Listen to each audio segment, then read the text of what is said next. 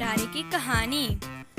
एक गरीब लकड़हारा था, लेकिन था बेहद ईमानदार। एक बार नदी किनारे एक पेड़ से लकड़ी काटते हुए उसकी कुल्हाड़ी नदी में गिर गई।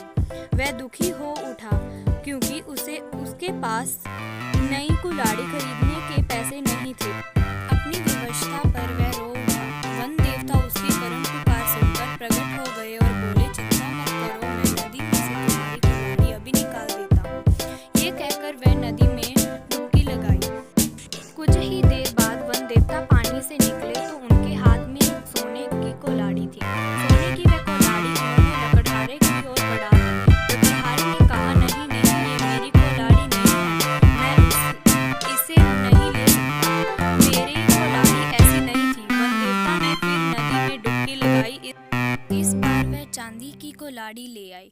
लकड़हारे ने कहा, नहीं नहीं देव, ये भी मेरी कुल्हाड़ी नहीं है। वन देवता ने फिर नदी में डुबकी लगाई। इस बार वह साधारण सी कुल्हाड़ी ले आए। लकड़हारे ने कहा, हाँ, यही मेरी कुल्हाड़ी है।